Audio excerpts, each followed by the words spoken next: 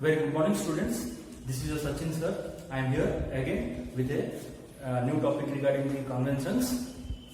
I have made videos regarding the concepts, but I haven't completed the conventions part. So today we will complete the conventions part. I have also heard the reviews and responses regarding that. I haven't made any video regarding the conventions because the videos was titled as Concepts and Conventions of Accounting. So it was a bit too long. I couldn't cover the conventions.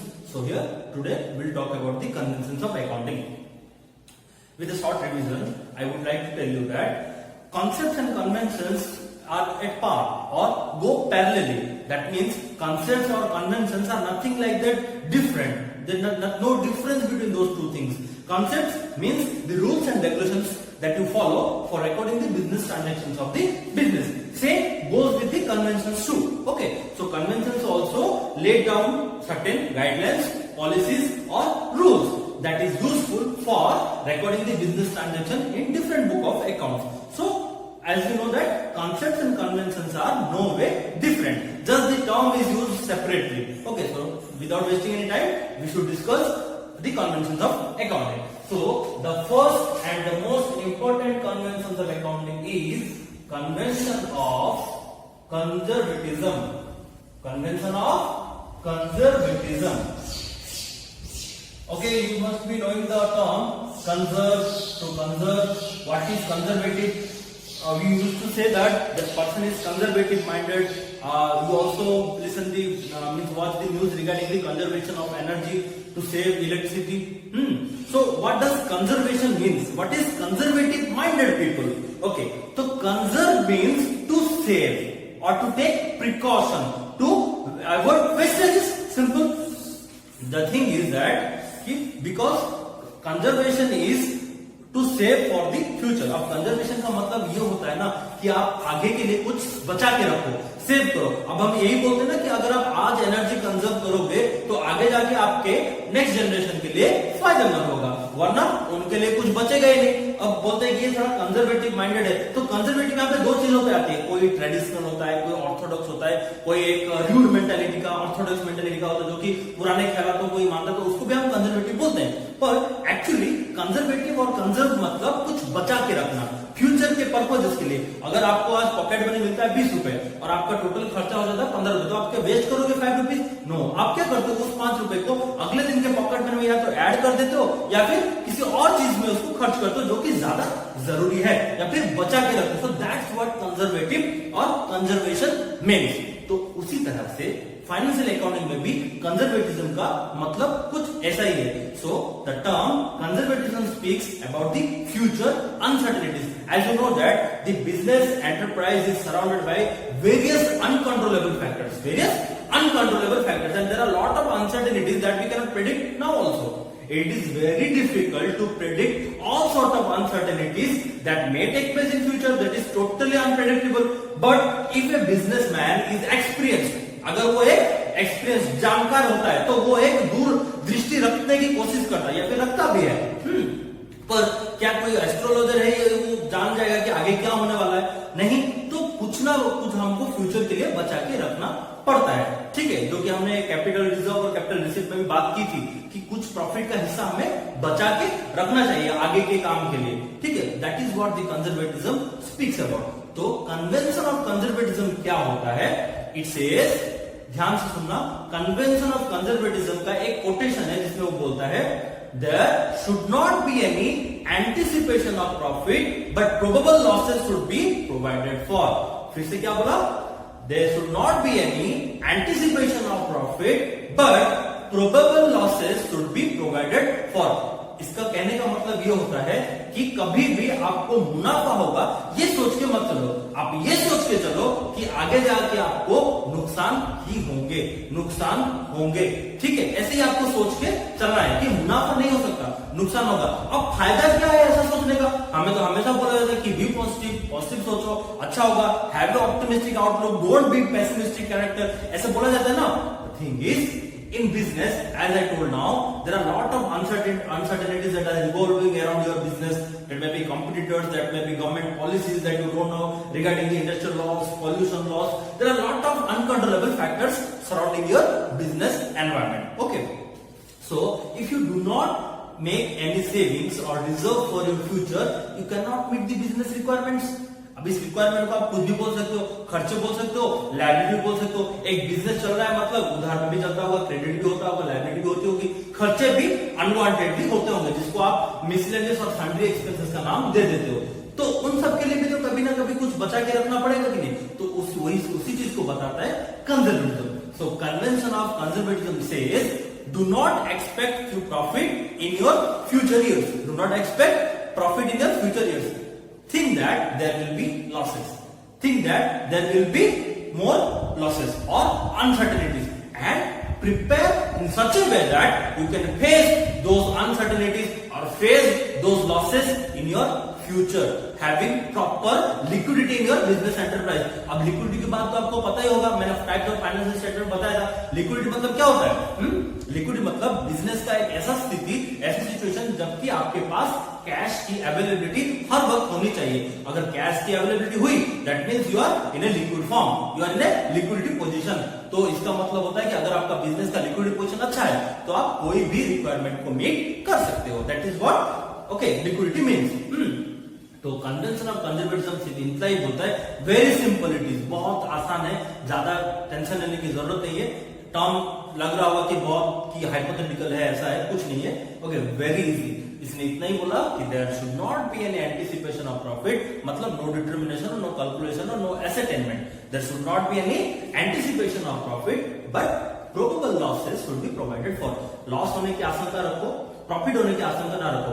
अगर आप एक simple सी बात ले लो, अगर आप ये सोच के चलते हो कि आपको नुकसान होगा, लॉस होगा, आपका बिजनेस चलेगा नहीं, और सोच लो कि आगे के सालों में अपना बिजनेस तरक्की कर जाए और it has more and more profit, you are in the boom position in the market, your competitors are flat around your business. So वो कैसा लगेगा आपको? तो वो प्रॉफिट आपके लिए एक क्रीम, बटर के ऊपर क्रीम जैसा हो जाएगा. ठीक है, समझ रहे हो कि नहीं मेरी बात? Okay, so that is what the thing is. So convention of conservatism clearly says that make proper reserve for the future, so that business will be in the coming future in a liquid state, so that it can meet the requirements. So consider there will be losses in the short run, okay, and go for savings, so that without expectation of profit you can meet the business requirements in your future.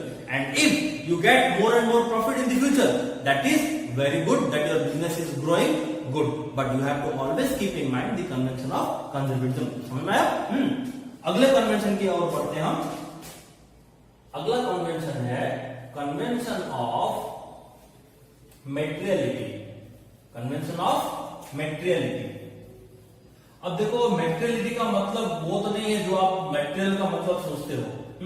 Material का मतलब क्या होता है? कोई धातु पदार्थ, यही है ना मेटेरियल का मतलब. बट यहाँ पे मेटेरियलिटी का मतलब वो नहीं होता है. यहाँ पे मेटेरियल का मतलब होता है रेलेवेंट, रिक्वायर्ड, आपको जरूरत है कि नहीं, ये सही है कि नहीं. अब आपको ऐसे बोलते हैं ना, that thing is इमैटेरियल, don't consider that, don't focus on those things, it is very material, that is material. So what comes here? Material means anything that is relevant. Material means that is required or important. So that's what the term materiality means under the conventions of financial accounting. Okay. So convention of materiality क्या बताता है? Materiality convention बोलता है focus or give stress to those business transactions or those areas of business that can help you earning more and more revenues in the business organization. कहने का मतलब है कि मेटेरियलिटी कन्वेंशन आपको ये बोलता है कि आप बिजनेस के उन एरियाज पे ध्यान दो तरक्की, जिसमें तरक्की आसानी से हो सकती है, या फिर उन ट्रांजैक्शंस पे आप ध्यान दो जो आपके प्रॉफिटेबिलिटी को कमिंग फ्यूचर में बढ़ा सकते हैं. अब यही तो उद्देश्य है ना. मेटेरियलिटी का मतलब ये नहीं कि आप इररिलेवेंट को ही फोकस करो या फिर नॉन मॉनिटरी को फोकस करो. नो, मनी मेजरमेंट कॉन्सेप्ट हमको पहले ही बता चुका है क्या, कि हम इवेंट्स रिकॉर्ड नहीं करेंगे, हम ट्रांजैक्शंस रिकॉर्ड करेंगे. That means transactions having monetary value should be recorded in the book of account. तो वो हो गया मनी मेजरमेंट कॉन्सेप्ट. ये मेटेरियलिटी कन्वेंशन थोड़ा उससे सुप्रीम है. मतलब ये यही बोलता है कि बिजनेस में आप उन एरियाज ऑफ ऑपरेशन या उन ट्रांजैक्शंस को कंसंट्रेट करो या फोकस करो जो आपके बिजनेस के प्रॉफिटेबिलिटी लिक्विडिटी, सॉल्वेंसी और पोजीशन, फाइनेंशियल पोजीशन को स्ट्रांग करने में हेल्प करे। That means see you are paying more and more salary to the more employees. You have the work that can be completed with 4 employees and you are having 10 employees in your organization simply. So आप idol payment कर रहे हो ना salary, तो आप try करो कि salary cut कर सको और मैन पावर कट कर सको, तो आपका रेवेन्यू बढ़ा कि नहीं, हो गया, ये रेलेवेंट हो गया। वैसे ही आजकल ऑटोमेटेड और एडवांस टेक्नोलॉजी के मशीनरीज आ रहे हैं जिसमें मैन पावर की इतनी जरूरत नहीं है, तो क्यों हम वर्कर्स को रख के ज्यादा से ज्यादा वेजेस देंगे। अब कमर्शियल और बिजनेस होंगे तो ऐसा तो सोचना पड़ेगा ना, तो हम क्या करेंगे कि एडवांस मशीनरीज बिजनेस में रखेंगे और मैन पावर को घटाने की कोशिश करेंगे। उससे क्या होगा, हमारा वेजेस बच जाएगा, बस इलेक्ट्रिसिटी चार्जेस लगेंगे मशीन के ऊपर जो कि पहले भी लगते थे, है कि नहीं। तो ये जो ऐसे जो एरियाज हैं ये क्या होते हैं जो हमारे खर्चे को घटाते हैं। अब देखो प्रॉफिट को आप दो तरीके से बढ़ा सकते हो, कैसे, increase the revenue, increase the selling price of a product और decrease the cost price of a product. अब इन दोनों में से आसानी कौन सी होती है, क्या आप सेलिंग प्राइस अपने हिसाब से बढ़ा सकते हो प्रॉफिट की वजह से, नहीं, आपके मार्केट में तो बहुत सारे कंपटीटर होंगे ना, अपना कट थ्रोट कंपटीशन चलता है। So in that case the competitors policies and strategies can not bind you to increase the selling price. तो आप सेलिंग प्राइस को इंक्रीज नहीं कर सकते, ठीक है। तो आप क्या करने की कोशिश कर सकते हो, कॉस्ट कटिंग की कोशिश कर सकते हो। दैट मीन्स की प्रोडक्शन में वेस्टेज आता है उसको कंट्रोल करो, एडवांस मशीनरीज ले आओ, वेजेस कम करो, ठीक है, एम्प्लॉइज कम करो ताकि कम सैलरी देना पड़े। इस तरह से बहुत सी चीजें होती है कि अगर आप कहीं से रॉ मटेरियल लाते हो, बहुत दूर से लाते हो, तो आपका ट्रांसपोर्टेशन का खर्चा हो जाता है। तो आप क्या कोशिश करोगे कि कोई पास से या फिर ऐसा कोई जगह हो जहां से आपको क्वालिटी मटेरियल मिले, कम प्राइस मिले, जिसमें ट्रांसपोर्टेशन चार्जेस भी घट जाए। तो ये सारी चीजें होती है कॉस्ट कटिंग। मतलब अगर आप कॉस्ट ऑफ प्रोडक्शन घटा सको तो आपके सेलिंग प्राइस फिक्सेशन में आसानी होगी, तो आपका सेलिंग प्राइस भी घट सकता है। और सेलिंग प्राइस अगर आपका घट गया तो ऑब्वियसली कंज्यूमर्स आपकी ओर अट्रैक्ट होंगे और आप ज्यादा से ज्यादा सेल कर पाओगे। तो increase sales turnover can give you increase revenue और increase profit. That is what the aim of a business. तो वही बात होगी, मेटलर्डी कन्वेंशन यही बोलता है कि कुछ ऐसे ट्रांजैक्शंस और ऐसे एरियाज को कंसंट्रेट या फोकस करो जो कि आपके बिजनेस के प्रॉफिटेबिलिटी या फाइनेंशियल स्ट्रेंथ को बढ़ाने में आसानी दे, ठीक है। जैसे कि मैंने आपको एग्जांपल बताया, अगर आपको ज्यादा कंफ्यूजन हो तो आप मुझसे पूछ सकते हो, ठीक है। But there is nothing more detail about it, ये इतना ही होता है। ये सब दिखने में हार्ड लगता है बट है नहीं, इट इज वेरी इजी। उसने बोला कि आप नुकसान सोचो, प्रॉफिट मत सोचो, सो दैट आप नुकसान के लिए तैयार रह सको। सही बात है, कंटिजेंसी तो कभी बता के नहीं आते। अब इसने क्या बोला, आप उन रेलेवेंट ट्रांजैक्शंस को फोकस करो जो आपके प्रॉफिटेबिलिटी को बढ़ाने में हेल्प करे। अब हम प्रॉफिट अर्निंग की वजह से तो बिजनेस करते हैं ना, तो obviously we should focus on the profitability. So यही बात थी मेटलर्डी की। अब हम बढ़ते हैं अपने अगले कन्वेंशन की ओर, ठीक है। अगला कन्वेंशन है कन्वेंशन ऑफ फुल डिस्क्लोजर। ये नाम से ही आप समझ जाओगे क्या है इसका मतलब, कन्वेंशन ऑफ फुल डिस्क्लोजर, ठीक है। अब देखो फुल का मतलब तो पता है, हाफ का हाफ इंटू टू, हाफ का डबल, एक ही नहीं। तो फुल का मतलब टोटल। यहाँ पे अगर हम बिजनेस ट्रांजैक्शन के नजरिए से बात करें तो फुल का मतलब होता है टोटल। डिस्क्लोजर मतलब to disclose, to show, to present, okay, इसको बोलते हैं डिस्क्लोजर। तो कन्वेंशन ऑफ फुल डिस्क्लोजर का क्या मतलब हुआ, convention of full disclosure says that whatever the business transaction takes place you must be recorded in the book of account. तो आपको पता ही है, but convention of full disclosure says record every business transaction in the book of account but with necessary details. Each and every detail regarding the business transaction must be shown in the book of account. अब आपको recording ने तो बोला कि जब भी कोई business transaction हो आप उसको तुरंत अपने बुक ऑफ अकाउंट में लिख लो। तो फुल डिस्क्लोजर क्या बोलता है, फुल डिस्क्लोजर बोलता है कि आपके बिजनेस में जो भी ट्रांजैक्शन हो रहे हैं या फिर जो भी ट्रांजैक्शन आप लिख रहे हो उसको आप पूरा डिस्क्लोज करो, पूरा डिटेल लिखो। अब डिटेल का मतलब तो आप समझते होंगे। सोचो कि आज मैंने परचेज किया, तो परचेज का डिटेल क्या होगा, कौन सी डेट में किया, कितना परचेज किया, कैश किया या क्रेडिट किया, किससे परचेज किया, अगर क्रेडिट किया तो उसका नाम क्या है, डिस्काउंट मिला है या नहीं, तो ग्रॉस अमाउंट कितना है, नेट अमाउंट कितना है, ठीक है। ये सब डिटेल्स होते हैं बिजनेस ट्रांजैक्शन के। So full disclosure convention simply says that whatever the business transactions are recorded in the book of account that must be recorded with necessary details so that it will be more helpful to users of accounting information, that may be the internal users or the external external users. So the full disclosure convention helps the users of accounting information to interpret, analyze or judge the data or the information of the business, that whether the business is going on a profitability trend or it is turning towards insolvent या फिर नुकसान होने वाला है। अगर आप business का सारा डिटेल्स लिखोगे, प्रेजेंट करोगे अपने यूजर्स को, तो उनको इंटरप्रेट करने में आसानी होगी ना कि हमको आने वाले समय में प्रॉफिट होगा या लॉस होगा, बिजनेस में फाइनेंशियल पोजीशन कैसा है, लिक्विडिटी और सॉल्वेंसी पोजीशन की क्या वजूद रह गई है। ठीक है, यही बात होती है ना। So that means full disclosure मतलब आपको हर डिटेल बिजनेस ट्रांजेक्शन का लिखना पड़ेगा। ठीक है, फिर से एक बार बता देता हूं, convention of full disclosure implies that every business transactions having monetary value should be recorded in the book of account, but with all necessary details. That necessary details may be regarding the name of the creditor or the name of the debtor, that may be regarding the discount allowed, cash or trade discount.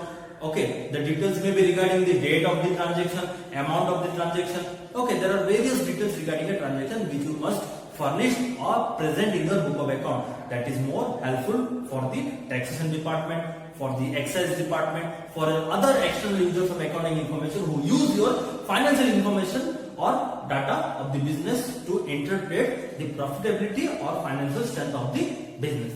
समझ में आया? तो full disclosure यही होता है कि आप सारे डिटेल्स बिजनेस ट्रांजेक्शन के लिखो। बढ़ते हमारे अगले कन्वेंशन की ओर। इसको आप कंसिस्टेंट, इसको आप कॉन्सेप्ट भी बोल सकते हो। कई जगहों पे इसको कन्वेंशन का नाम दिया गया और कई जगहों पे इसको कॉन्सेप्ट बोला गया। जैसे कि मैंने आपको पहले बताया, कॉन्सेप्ट और कन्वेंशन में कोई अंतर नहीं है, बस नाम का अंतर है। ठीक है, कॉन्सेप्ट मतलब भी वही रूल्स एंड रेगुलेशंस होते हैं जो कि आपके बिजनेस ट्रांजेक्शन को रिकॉर्ड करने में हेल्प करते हैं। Convention are also same, that helps you to record the business transaction properly. कैसे प्रॉपर्ली? अभी इसने बोला कि नुकसान को सोचो, प्रॉफिट के बारे में सोचो, सो दैट आप प्रिपेयर रह सकते हो। दूसरा बोला कि आप रेलिवेंट बिजनेस ट्रांजेक्शन को फोकस करो। तीसरा आपको ये बोला कि हर ट्रांजेक्शन को नेसेसरी डिटेल्स में लिखो। तो हर कन्वेंशन आपको बिजनेस के ट्रांजेक्शन को रिकॉर्ड करने में हेल्प करता है। So that may be a concept और that may be a convention. The work of this two are same. तो हमारा अगला कन्वेंशन है कन्वेंशन ऑफ कंसिस्टेंसी। क्या है ये? Convention of consistency. अब कंसिस्टेंसी का मतलब तो आपको पता ही होगा। कंसिस्टेंट किसको बोलते हैं? पता है कंसिस्टेंट किसको बोलते हैं? एवरेज क्या होती है, पर आप एवरेज जो सोचते हो, एवरेज कंसिस्टेंट से थोड़ा अलग होता है।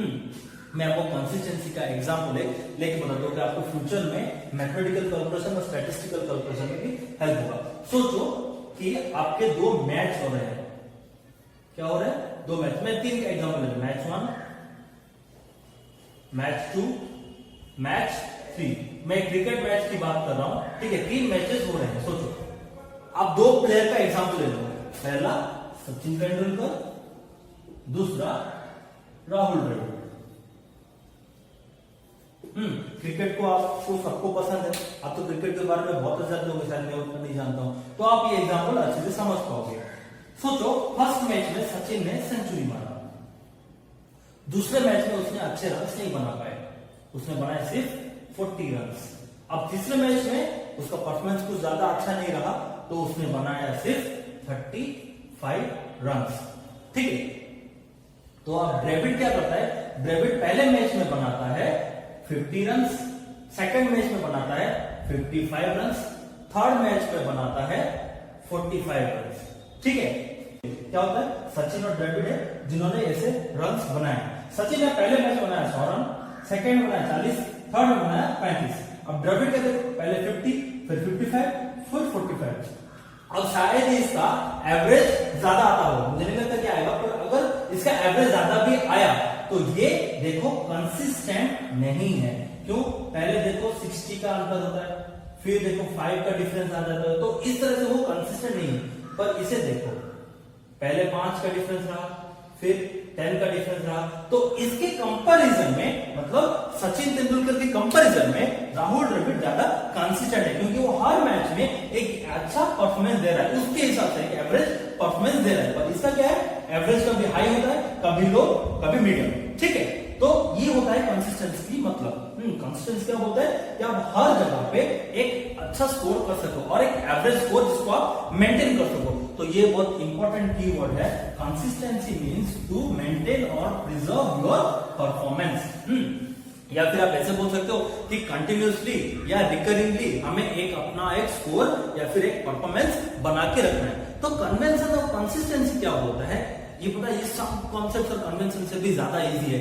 इसका मतलब है कि जितने भी कॉन्सेप्ट्स और जितने भी कन्वेंशन आपने अभी तक फॉलो किए हैं, अभी तक पढ़े हैं या फिर अभी तक सीखा है, उनको आप फ्रीक्वेंटली, कंटिन्यूसली और कंसिस्टेंटली फॉलो करते रहो। कभी भी बिजनेस के कन्वेंशन और कॉन्सेप्ट को आप वायलेट ना करो। मतलब never record a business transaction that is means against the principles और गाइडलाइंस ऑफ द बिजनेस और फाइनेंशियल अकाउंटिंग। कोई भी बिजनेस ट्रांजैक्शन ऐसे वे में मत रिकॉर्ड करो जो कि कॉन्सेप्ट और कन्वेंशन के खिलाफ होता हो। ठीक है, तो आपको बिजनेस ट्रांजैक्शन कैसे लिखना है, उन कॉन्सेप्ट और कन्वेंशन को दिमाग में रखें।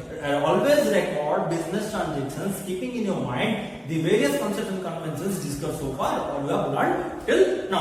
So convention of consistency only speaks about that कि whatever the business transactions are recorded, record with following all the concepts and conventions, and always apply the concepts and conventions that we have learned so far in every business field for the purpose of comparison, for the purpose of calculation, for the purpose of determination, for the purpose of analysis, for the purpose of tabulation, for the purpose of interpretation, whatever may be the purposes, always follow the concepts and conventions consistently. Never violate the concepts and conventions of accounting while recording the business transaction.